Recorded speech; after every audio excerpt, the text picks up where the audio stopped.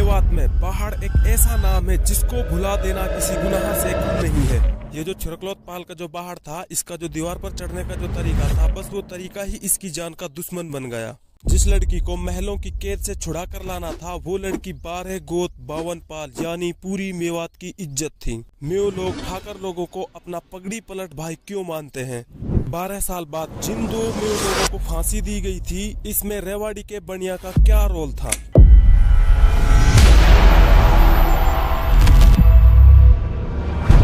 छिरकलोत गोत के हजारों साल पुराने इतिहास की बात करें तो ये गोत नाम के पीछे मौलवी अब्दुल शकूर ने बेहद मेहनत करके पाया कि गोत नाम संस्कृत का शब्द है जिसका मतलब होता है बाड़ा। इसकी हकीकत का ये अनुमान लगाया जाता है कि जब इंसानों ने दुनिया में फैलना शुरू किया था तो उस वक्त इंसानों के पास घर बनाने के तौर तरीके के बारे में कुछ भी मालूमात नहीं थी। तो उस दौर में इंसान अपने आप को गर्मी और सर्दी से बचाने के लिए पहाड़ों की गुफाओं में रहा करते थे। इस प्रकार की गुफाओं को आप आज भी देख सकते हो। फिरोजपुर झिरका के पहाड़ों में इस प्रकार की गुफाएं मौजूद हैं, जिसकी हकीकत के बारे में सिर्फ वही जानता है जिसने पूरी दुनिया को बनाया है। लेकिन दुनिया के हिसाब से इंसानों ने अपने आप को जिंदा रखने के लिए लकड़ी का इस्तेमाल करना शुरू किया था। तो इन लोगों ने लकड़ी का इस्तेमाल करके एक छप्पर बनाया। फिर इन लोगों में धीरे धीरे छप्पर बनाने की परंपरा शुरू हो गई। फिर ये लोग छप्पर या झोपड़ी के घर बनाकर रहने लगे। इस झोपड़ी के घर को जंगली जानवर या जानी दुश्मन से बचाने के लिए इन लोगों ने लकड़ी की दीवार या एक ऐसा घेरा बनाया। इस घेरे का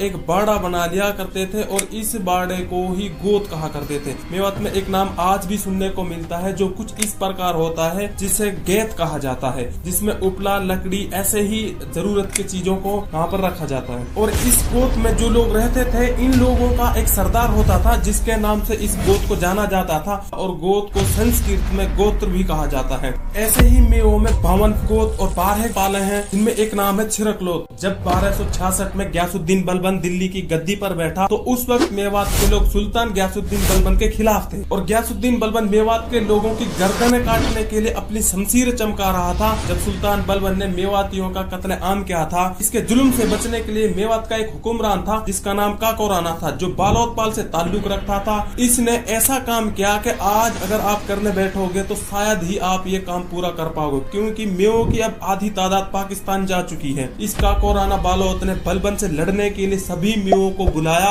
और पाले और गोते बांटी। उस वक्त छिरकलोत्पाल के 95 गांव थे और आज इनकी संख्या का अंदाजा भी नहीं लगाया जा सकता।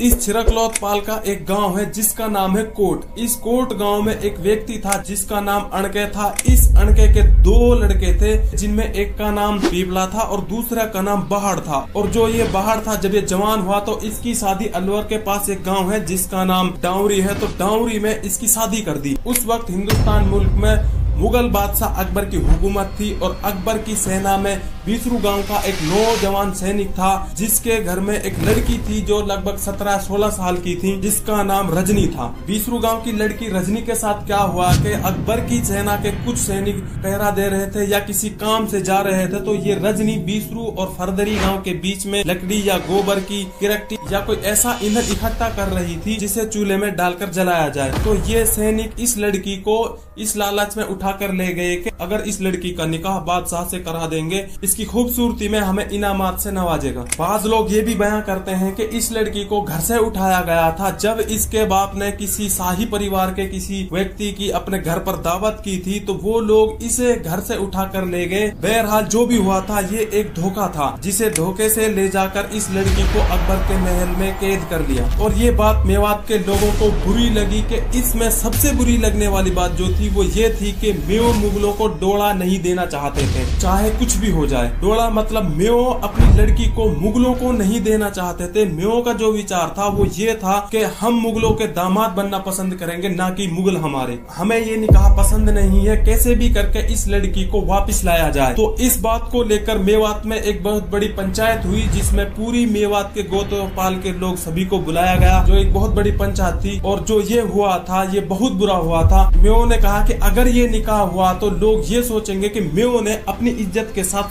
सौदा कर लिया है। और पंचायत में ये बात रखी गई कि इस लड़की को अकबर के महलों में से कौन लेकर आएगा। और ये पहली पंचायत थी जो पिनंगवा में हुई थी। पिनंगवा उस वक्त खांजादो का मरकज था और इस पंचायत में इस लड़की को लाने की जिम्मेदारी किसी ने भी नहीं ली। फिर 27 मई 1587 को नई गांव में इसी मसले को लेकर दूसरी पंचायत हुई और इस पंचायत में भी बेशुमार लोग जमा हुए। इस पंचायत में भी वही बात रखी गई कि चाहे कुछ भी हो जाए ऐसा नहीं होने देंगे। और ये रहा बीड़ा, बताओ कि कौन लेकर आएगा उस लड़की को। यहाँ पर इस पंचायत में ये शर्म से खा जाने वाली बात हो गई कि इतनी बिरादरियों के लोग थे और इतने पाले और गोते के लोग थे, किसी ने भी उस लड़की को लाने की हाँ नहीं की। और जो कोट गांव का जो बाहर था वो ये सब देख रहा था, उससे यहाँ रहा नहीं गया तो उसने कहा कि इस लड़की को महलों की कैद से मैं छुड़ा कर लेकर आऊंगा। बाहर जो था वो एक दौड़ा था और घोड़े की सवारी करने में ये माहिर था। पंचायत में बाहर ये बात कहकर घर आ गया, लेकिन घर आकर उसने सोचा और सोचने लगा कि ये कोई छोटा मोटा काम नहीं है जो यूं ही हो जाएगा। इसी सोच में बाहर अपने घर पे उदास बैठा हुआ था तो उसकी पत्नी बोली कि क्या हुआ कि आज आपने खाना भी नहीं खाया है और ना ही आपने हुक्का पिया है। दादा बाहर से जब उसने कई दफा पूछा तो बाहर ने उसे बताया कि आज जो पंचायत हुई थी इसका बीड़ा मैंने चबाया है, मैंने ये जिम्मेदारी ली है। उसे लेकर आना बड़ा मुश्किल का काम है, या तो मैं उसे लेकर आऊंगा या फिर मुझे मरना होगा, क्योंकि मैं अपनी जुबान देकर आया हूँ। तो इस टेंशन में मैं यहाँ पर बैठा हूँ। बाहर ने अपनी बीवी से कहा कि तुम्हारे भाई के पास जो गो है वो गो चाहिए मुझे। गो एक जानवर है जो चिपकली की प्रजाति में से होता है, लेकिन ये बेहद बड़ा होता है और इसे उस वक्त पाला जाता था। इसको पालने वाले लोगों को सरकार से परमिशन लेनी पड़ती थी, क्योंकि उस दौर में इसको पालना गैर कानूनी काम था। तब बाहर ने कहा कि तुम्हारे भाई के घर में कोई बच्चा पैदा हुआ है, तुम ऐसा करो कि उस बच्चे को कुर्ता टोपी लेकर जाओ। जब तुम्हें तुम्हारे भाई विदा करेंगे तो तुम उनसे विदाई में इस गोह को मांगना। बाहर की पत्नी ये करने के लिए राजी हो गए और उसने तैयारी शुरू कर दी। उसने सौगात में धानी और गेहूं और गुड़ के लड्डू बनाए। फिर अगले दिन बाहर ने उसको गाँव के लिए रवाना कर दिया। वहाँ पहुँचकर उसने उन्हें कुर्ता टोपी दिया और अगले दिन वो वहाँ से वापिस होने लगी। तो जब उसके भाई उसको विदाई देने लगे तो उसने कहा कि रहने दो भाई, तुम ये सब छोड़ो, चंद सेकंड आप इसकी बात सुनो। पहुंची तो हूँ जार गाँव में, वाने बड़ी राजी खुशी करी। बाहर बहुत दिन में आई और वाने कही भाई आई का तेरे बालक हो कुर्ता टोपी नुक भाई, हाँ बहुत दिन में बालक हो हमारे बालक की नाव कुर्ता टोपी पहराए, अपनी बहन को मान सम्मान करो। टूट टूक जो नुक भाई तो मैं चलूँ, फिर बहन कुर्ता टोप पहराए बता कहा भाई देखे इस बात मेरे तो सब कुछ है। मैं कहा आखिरकार जब ने घणो प्रेस दियो वानी की भाई खुद दिया वानी की बहन जाने मांगा कि तो जाने, लेकिन उस टाइम भाई बहन को बड़ा एक नेक रिश्ता लगा तो वानी के भाई मेरे सिर पे हाथ दर्द, अपने सिर पे हाथ दर्द भाई ऐसा कर भाई मोल गो दे दे या कहा करा की बहन जब ये ले लियो वानी के ठीक है। जब फिर ऐसे ही ले जा करोगी कहा भाई वो कुछ वाने कोई भेद ना भाई वालू दे दी उन्हें वाने खरोला में बैठा दी। हालांकि मान जब दी वाके बड़ा दुख हो क्योंकि उनको रोजी रोटी का धंधो आयकर कार वाने को जब दे दी वाने वो खरोला में बिठाई और वो तो इतनी दौड़ के चली घोड़ा ने किसी दौड़ पे आई सारी घोड़ा पे कहीं बैठ के गई हुई जब हूँ आई पहली धूल छूट बुढ़ो कभी उठ जावे कभी बैठ दे दादा बाहर हुआ उचा कुछ देख लो यार किस आवे तो यार धूल से तो उठती आ रही है जन्म वही तो ना हुआ तो डांडे पे जाली हुई बता ना नुक दे तो दिया पर उनके माथे तोड़ी पड़ी नुक कोई बात ना उनकी वापिस दे देंगे। बाहर इस गोह को लेने के बाद अपने गांव कोट से आगरा की तरफ चल दिया। आगरा में पहुंचकर ये सराय में एक भटियारन के पास रुका। उसके पास एक या दो खड़ रुका था। उस भटियारन ने इससे पूछा कि तुम कोई मुसाफिर तो नहीं हो, तुम किसी और मकसद के लिए आए हैं। तो बाहर ने उसे बताया कि ऐसा ऐसा हुआ है, मुझे महल में जाना है और मुझे ये पता करना है कि जो लड़की मेरे यहाँ से उठाई गई है वो महल में कहाँ पर है। तो बाहर ने इससे कहा कि तुम मेरी इसमें मदद कर सकते हो। ये जो भटियारन जो होती है पहले हर शहरों में हुआ करती थी। इसका जो काम था वो ये था कि जो मुसाफिर जो लोग हुआ करते थे ये उनके लिए रोटियां पका कर देती थी। वो मुसाफिर इसे रोटी के बदले में या तो इसको पैसा दिया करते थे या फिर उनका बचे हुआ आटे को इसी के लिए खाने के लिए छोड़ दिया सोया करते थे। तो इस भटियारन ने कहा कि तुम खुद तो मारे ही जाओगे और तुम मुझे भी मरवाओगे। और भटियारन ने कहा कि मैं एक ऐसी औरत को जानती हूँ जो इस महल में झाड़ू लगाती है। इस भटियारन ने झाड़ू लगाने वाली औरत की बात बाहर से करवाई। तो इस झाड़ू लगाने वाली ने बताया कि महल में कई लड़कियां नई आई हैं, मैं उनके लिए कमरे की सफाई करके आई हूँ। कुछ लड़कियां तो ऐसी हैं जो खाना भी नहीं खा रही हैं। अब मुझे ये नहीं पता कि आप कौन और किस लड़की को ढूंढ रहे हैं, लेकिन महल में नई लड़कियां आई जरूर हैं और ये लड़कियां ऊपर हैं। तो इसने बाहड़ को इस लड़की के बारे में एक अच्छी जानकारी दी और बाहड़ ने इसे दान दक्षिणा देकर भेज दिया। फिर रात के वक्त में बाहड़ महल की तरफ गया तो देखा कि महल के चारों ओर गहरी खाई थी, पानी भरा हुआ था।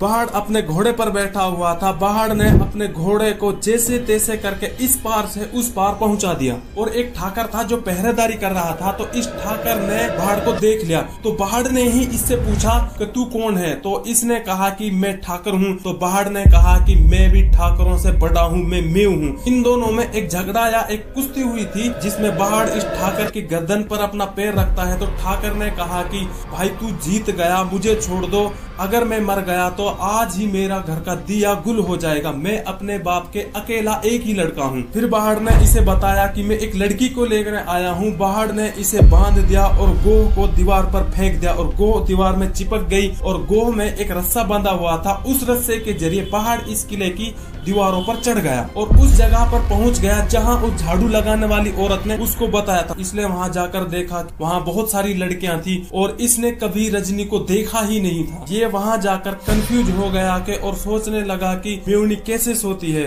और दिखने में कैसी होती है। इसने मेवनी की कुछ आदतें याद की और इसने ढूंढना शुरू कर दिया। तो इसने जब रजनी के पैर को पकड़ा तो रजनी ने कहा कि तू कौन है। इसने कहा कि मैं बाहड़ हूँ और मैं कोट गाँव से हूँ। रजनी ने कहा कि तू यहाँ क्या कर रहा है। बाहड़ बोला कि मैं तुम्हें यहाँ लेने आया हूँ। रजनी बोली कि तू यहाँ से चला जा, नहीं तो इनके हाथों से मारा जाएगा। बाहड़ बोला कि मैं तुम्हें लेके ही जाऊंगा, अगर खाली हाथ जाऊंगा तो शर्म के मारे मर जाऊंगी। ये सुनकर रजनी चलने के लिए तैयार हो गई। बाहड़ ने रजनी को अपनी पीठ से बांधकर उस रस्से से उतरने लगा जिस रस्से से चढ़ा था और ये रस्सा एक गोह में बंधा हुआ था। जब ये नीचे उतरा तो बाहड़ इस गोह को दीवार से हटाने लगा। तो बाहड़ ने कभी गोह को ना तो दीवार से कभी चिपकाया था और ना बाहड़ ने कभी गोह को दीवार से छुड़ाया था। तो ये चिपकी हुई गोह बाहड़ से दीवार से नहीं छूटी। तो बाहड़ खुशी और जल्दी में इस गोह को दीवार पे चिपका ही छोड़कर चल दिया। जब वो चलने लगा तो बंधे हुए ठाकर को देखकर उसने उसे खोला। तो ठाकर बोला कि खोलना मत, मुझे बंधा ही रहने दो। तब बाहड़ ने उसे वहीं बंधा छोड़कर और उसे बाहड़ ने अपना भाई मानकर उसकी पगड़ी अपने सर पर पहन ली और अपनी पगड़ी उसके सर पर पहना दी। रजनी को लेकर चल दिया। जब रजनी को लेकर बाहड़ घर आ गया तो फिर तीसरी पंचायत हुई। इस पंचायत में पंचों के चेहरे पर खुशी थी कि बाहड़ ने वो काम कर दिखाया जो इतनी बड़ी बड़ी बालों में से किसी से भी नहीं हुआ। इस लड़की को लेकर आने वाले को न कोई इनाम था, न किसी ने ये कहा कि जो लड़की को लेकर आएगा उसको इनाम के तौर पर ये दिया जाएगा। बस बात थी नाक की और इज्जत की। बाहड़ ने रजनी को लाकर पूरी मेवात की लाज रख दी और पंचों ने अपनी खुशी के साथ इस लड़की को बाहड़ के निकाह में दे दिया। और आगरा के महल में जिस दीवार से बाहड़ गया था वो गोह उसी दीवार पर चिपकी हुई थी और उस गोह को सिपाहियों ने अपने अंडर में ले लिया और उस गोह पर छानबीन शुरू कर दी। तो पाया कि ये गोह अलवर के पास एक गांव है जिसका नाम डाउरी है। तो डाउरी से इस बाहड़ की खोजबीन शुरू कर दी। जब अकबर की सरकार बाहड़ को ढूंढने लगी तो तब तक मेवात के लोगों ने अकबर को मेवात में ही छुपा दिया था। बाहड़ फिर अंडरग्राउंड रहने लगा और जो रजनी थी ये कमालियान की लड़की थी। फिर जब बाहड़ अकबर की सरकार के हाथ नहीं लगा तो अकबर की सरकार ने कमालियान के साथ अत्याचार करना शुरू कर दिया, जिसमें बेशुमार तादाद में कमालिया लोग मारे गए। ये कमालिया अपनी जान बचाने के लिए अपने घरों से बेघर हो गए। आपने मेवात में एक लाइन जरूर सुनी होगी कि हीन कोई कमालिया बस रहा। तो इस लाइन ने भी तभी जन्म लिया था जब कमालिया अपनी जान की हिफाजत कर रहे थे और लगभग 12 साल तक यही चलता रहा। तो 12 साल बाद बाहड़ की किसी ने सूचना देकर बाहड़ को गिरफ्तार करवा दिया। इसके साथ इसका लड़का भी था जो गिरफ्तार कर लिया। इन दोनों को गिरफ्तार करके आगरा जगह ले जाया गया जहां बाढ़ को अकबर की नाक के नीचे से इस लड़की को ले जाने के जुर्म में फांसी की सजा सुनाई और 15 मार्च 1599 को आगरा में इन दोनों बाप बेटों को फांसी के फंदे पर लटका दिया। आगरा में ऐसा कोई मेव मौजूद नहीं था जो इन दोनों की डेड बॉडी को इनके घर तक पहुंचा दे। इनको इनके घर तक लाने वाला जो था वो एक बनिया था और वो रेवाड़ी का रहने वाला था। ये बनिया आगरा में व्यापार के लिए गया था तो इसने देखा कि दो मरे हुए लोगों की लाशें हैं जिन्हें कोई घर नहीं पहुंचा रहा है। उस वक्त जात पात का इतना भेदभाव नहीं था तो इस बनिया ने इन्हें अपना मानकर अपने सामान को छोड़कर इनको लेकर आ गया। इनको घर लाने के बाद इन दोनों को कोट गांव में दफनाया गया जहां इनके कब्रें आज भी मौजूद हैं। उस लड़की की भी कब्र कोट गांव में है जिसको महलों में से लेकर आया था। इन दोनों कब्रों में से एक कब्र बाहर की है, दूसरी उसके लड़के की है। इन दो कब्रों में से एक कब्र रजनी की है। इनमें रजनी की कब्र कौन सी है ये पहचानना बेहद मुश्किल है। जो मरे हुए बाहर और उसके लड़के को आगरा से कोट तक लेकर आया था उसे मेव ने इज्जत के साथ इसके सर पर पगड़ी बांधी। तो ये थी एक मेव की एक सच्ची कहानी जो न जाने कितने दिनों से अधूरी थी। हमने इसको पूरे करने की एक छोटी सी कोशिश की है। उम्मीद है कि आपको ये सुनकर बहुत अच्छा लगा होगा। बने रहिए हमारे साथ, मैं बताऊंगा आपको मेवात के छुपे हुए रहस्य या फिर ऐसी घटना जिसको हम भूलते जा रहे हैं। बने रहिए हमारे साथ। थैंक यू, धन्यवाद।